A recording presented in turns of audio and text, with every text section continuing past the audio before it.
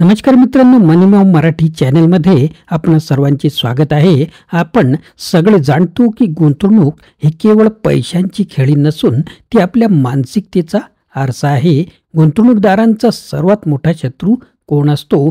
तो स्वतःच असतो. कारण भावनांच्या आहारी जाऊन घेतलेले निर्णयच अपयशाला आमंत्रण देतात. आज आपण चर्चा करणार आहोत गुंतवणूकदाराची मानसिकता या महत्त्वाच्या विषयावर, ज्याचा उल्लेख अरविंद परांजपे यांच्या धनवृद्धीसाठी म्युच्युअल फंड या पुस्तकात त्यांनी केलेला आहे.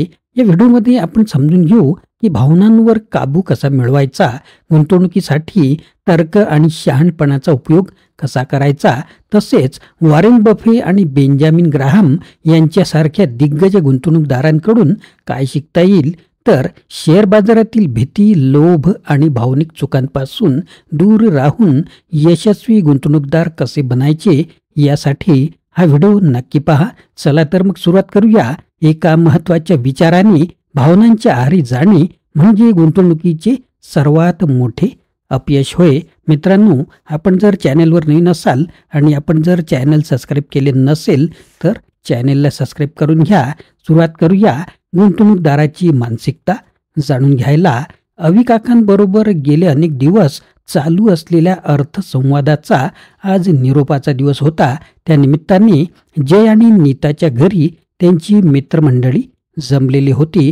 मित्रांनो, गेले अनेक दिवस आपण अवी काकांबरोबर गुंतवणूक विश्वाची सफर करून अनेक गोष्टी समजून घेतल्या. अर्थनियोजनापासून सुरुवात केली आणि नंतर विस्तारलेल्या म्युच्युअल फंड विश्वातले बारकावे सुद्धा आपण समजून घेतले.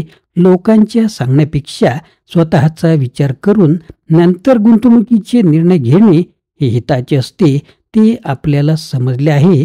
असे म्हणतात की गुंतवणूकदार हाच त्याचा मोठा शत्रू असतो. हे कसे, ते आज आपण अवी काकांकडून समजून घेऊया. जयने प्रास्ताविक केले, मला हे पटते, कारण आपण नेहमी बघतो की दोन तुल्यबळ खेळाडूंमधल्या सामन्यामध्ये मानसिक क्षमतेत भारी ठरणारा आणि कमी चुका करणारा खेळाडू हा जिंकतो. गुंतवणुकीच्या क्षेत्रातही असेच असावे. तिथेही यश मिळवण्यासाठी तुमची मानसिकता महत्त्वाची असावी. नेहा म्हणाली, आम्हाला धीर धरायला पाहिजे, हे कळते पण वळत नाही. सोनाल म्हणाली, डॉक्टरांपासून ते आमच्या कंपनीत येणाऱ्या क्वालिटी कन्सल्टंट सकट सर्वच जण या मानसिकतेचा उदोउदो करतात. राजेश म्हणाला, ते बरोबर आहे. योग्य मानसिकता म्हणजे तुमच्यामध्ये चिकाटी आणि धीर धरण्याची क्षमता असणे. त्याच्या उपरोधाकडे दुर्लक्ष करून अवी काका पुढे सांगायला लागले, जगामध्ये गेल्या काही वर्षामध्ये झालेल्या गुंतवणुकीशी संबंधित वर्तनशास्त्रातील अभ्यास आणि संशोधनानुसार असे दिसले आहे की बहुतेक गुंतवणूकदार तर्क आणि सारासार विचार बाजूला ठेवून भावनेच्या आहारी जाऊन गुंतवणुकीचे निर्णय घेतात, जे त्यांच्या हिताचे अजिबात नसतात. जगातील महान गुंतवणूकदार अमेरिकेतील वॉरेन बफे यांच्या मते शेअर बाजार ही उतावीळ माणसाकडून धीर धरणाऱ्या व्यक्तीकडे पैसा जाण्याची जागा, म्हणजेच जो धीर धरतो तो संपत्ती निर्माण करू शकतो. या तयारीच्या बरोबरीने तुमच्याकडे धीर धरण्याची वृत्ती ही असली पाहिजे. काका वॉरेन बफे यांनी असेही म्हटले की मी अशाच कंपन्यांची शेअर्स विकत घेतो की घेतल्यानंतर 5 वर्षे शेअर बाजार बंद राहिला तरी मला चालेल. म्हणजे त्यांची वाट पाहायची केवढी तयारी असते. नेहाने तिची माहिती सांगितली, प्रत्येकाचाच भर चांगले शेअर खरेदी करा आणि वाट बघा असा का असतो. माझ्या दृष्टीने भाव खाली असताना घ्यायचे आणि वाढल्यावर विकायचे, त्यात थांबण्याची काय गरज आहे, आलोकने टिप्पणी केली. कारण वारंवार खरेदी विक्री करून संपत्ती निर्माण होत नाही आणि तू म्हणतोस असे खालीवर वेळ पकडण्याचे अचूक टायमिंग साधले जाऊ शकत नाही. थोड्या काळाकरता हे जमते सुद्धा, पण दीर्घकाळात करायला गेले की कळेल तुला हे किती अवघड आहे ते. आता मित्रांनो, आपण पाहूया भीतीचे प्रकार नेमके कोणते असतात. तर लोभ आणि भीती या दोन भावनांमध्ये शेअर बाजार असतो असे म्हटले जाते. ते अनेकदा अनुभवाला सुद्धा येते. लोभापोटी जेव्हा खरेदी होते तेव्हा बाजार वर जाऊ लागतो आणि जेव्हा भीतीपोटी विक्री होते तेव्हा नेमका घसरू लागतो. या दोन्हींचा मध्य गाठणे अवघड असले तरीही गरजेचे असते. आचार्य अत्रे यांनी म्हटल्याप्रमाणे लाभ आणि लोभ यातला फरक कळला पाहिजे. अवी काका पुढे सांगत होते, अर्थविश्वातल्या अनेक मोठ्या व्यक्तींच्या मते शेअर मार्केट कुठे जाणार याची चर्चा करणे म्हणजे वेळ वाया घालवणे आहे. द इंटेलिजंट इन्व्हेस्टर या पुस्तकाचे लेखक, व्हॅल्यू इन्व्हेस्टिंगचे प्रणेते आणि वॉरेन बफे यांचे गुरु बेंजामिन ग्राहम म्हणाले होते, अल्पकाळामध्ये शेअर बाजार मतदानाच्या यंत्रासारखा असतो तर दीर्घकाळात तो वजन करण्याच्या यंत्रासारखा असतो. निवडणुकीमध्ये जशी तात्कालिक लाट येऊन कुठलाही उमेदवार विजयी होऊ शकतो तसेच अल्पकाळात कुठलाही शेअर्सच्या किमती या वर खाली जाऊ शकतात. पण दीर्घकाळामध्ये कंपन्यांचे खरे वजन शेअर बाजार बरोबर तोलतो. म्हणजेच ज्या कंपन्या चांगली कामगिरी करतात त्यांच्या शेअरच्या किमती वरवर जातात. हे मत व्यक्त करून सुमारे 75 वर्षे गेली आहेत आणि या काळात त्याची सत्यता वारंवार सिद्ध सुद्धा झाली आहे. काका म्हणजे in the long term share price are slaves of earnings, होय असेच ना? तर जयने असे विचारले. होय, अगदी बरोबर बोललास तू. म्हणजेच कंपन्यांच्या नफ्यावर त्यांच्या बाजारातील किमती अवलंबून असतात. फक्त अल्प काळामध्ये असे नाते दिसेलच असे नाही. गेल्या अनेक दशकांचा शेअर बाजाराचा इतिहास याची साक्ष देतो. आपण मुद्दा ते पुढे आता सांगू लागले की म्हणजे अल्प काळातल्या फायद्याकरता केलेल्या विक्रीच्या आपल्या निर्णयांचा संपत्ती निर्माण करण्यावर विपरीत परिणाम होत असतो. रोहननी त्याचे मत इथे सांगितले. बरोबर, भीतीचे 2 प्रकार असतात.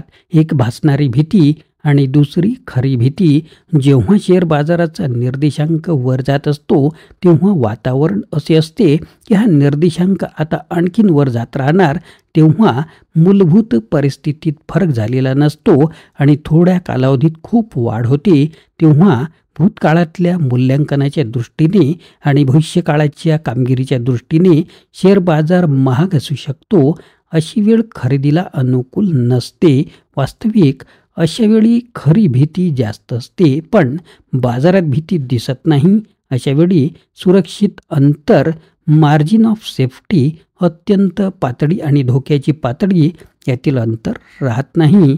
त्यातली भासणारी जोखीम म्हणजेच परसिव्ड रिस्क कमी असते आणि खरेदीचा जोर वाढतो.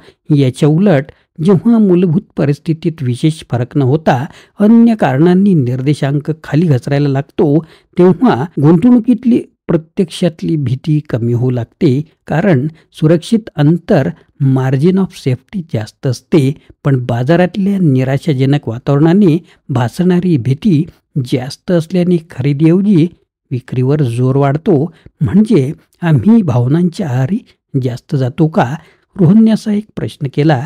हो ना, जे फक्त बाजाराच्या कलाकडे जास्त लक्ष देतात ते यशस्वी होत नाहीत. म्युच्युअल फंडात गुंतवणूक करणाऱ्यांना तुम्ही काय सांगाल? मोहनने विचारले. त्यांनाही हेच तत्व लागू आहे. त्यांनी आखलेल्या मार्गाने गुंतवणूक करत राहिले पाहिजे. जे फंड मॅनेजर्स बाजाराच्या अधीन न होता योजनेच्या उद्दिष्टांप्रमाणे काम करतात त्यांच्या योजनांना पसंती द्यावी. बाजारात चलती असलेल्या शेअर्सचा योजनेमध्ये समावेश करणाऱ्यांपासून दूर राहावे. मानसिकतेचे महत्त्व आमच्या लक्षात आले. पण चांगल्या गुंतवणूकदाराची लक्षणे सांगता येतील का? नेहाने विचारले. चांगला गुंतवणूकदार होण्यासाठी ह्या 3 गोष्टींची आवश्यकता असते. पहिलं म्हणजे ज्ञान, जे अभ्यासाने येते. अर्थनियोजनासह महत्त्वाच्या गुंतवणूक प्रकारांची माहिती करून घेणे. दुसरं म्हणजे शहाणपण, हे अनुभवाने येते. निरीक्षण आणि आपल्या कृतीचे विश्लेषण करणे. आपल्या चुकांमधून शिकण्याने शहाणपणा येतो. आणि तिसरं साक्षेप, जे सहज दिसत नाही ते बघण्याची आणि ओळखण्याची क्षमता. अभ्यास आणि अनुभवातून ही येऊ शकते. मित्रांनो, तुम्हाला आमचे जे कोर्स डिझाईन केलेले आहे त्यातील बेसिक कोर्समधून तुम्हाला मोफत मार्गदर्शन मिळणार आहे आणि इतरसुद्धा मार्गदर्शन मिळेल, ज्याची माहिती डिस्क्रिप्शन लिंकमध्ये आहे, जी तुम्हाला मिळेल ते तुम्ही पाहून घ्या. मित्रांनो, गुंतवणूक म्हणजे केवळ पैसे गुंतवणे नाही, तर ती आहे तुमच्या मानसिकतेची एक परीक्षा. शेअर बाजारात भीती आणि लोभ या दोन भावना तुमचे सर्वात मोठे शत्रू ठरतात. म्हणूनच भावनेच्या आहारी न जाता तर्कसंगत निर्णय घेणे अत्यंत महत्त्वाचे आहे. वॉरेन बफे म्हणतात, गुंतवणूक म्हणजे संयम आणि शिस्तीचा खेळ आहे. बेंजामिन ग्राहमच्या तत्वानुसार अल्पकालीन बाजाराचा गोंधळ टाळून दीर्घकालीन दृष्टिकोन ठेवणे हेच यशस्वी गुंतवणुकीचे गमक आहे. तर ज्ञान, अभ्यास आणि विश्लेषणावर भर द्या. गुंतवणुकीत चुका झाल्या तर त्यांच्यापासून शिकण्याची मानसिकता ठेवा आणि लक्षात ठेवा, संपत्ती निर्माण ही केवळ गुंतवणुकीची प्रक्रिया नसून ती आहे शहाणपणाने घेतलेल्या निर्णयांची एक फलश्रुती. हा व्हिडिओ तुम्हाला आवडला असेल तर लाईक करा, शेअर करा आणि चॅनलला सबस्क्राईब करायला विसरू नका. तुमच्या गुंतवणुकीला शिस्तबद्ध आणि भावनांवर नियंत्रण ठेवणारी बनवा. पुढील व्हिडिओमध्ये आणखी उपयोगी माहिती घेऊन भेटूया. तोपर्यंत शहाणपणाने गुंतवा आणि सुरक्षित राहा. धन्यवाद.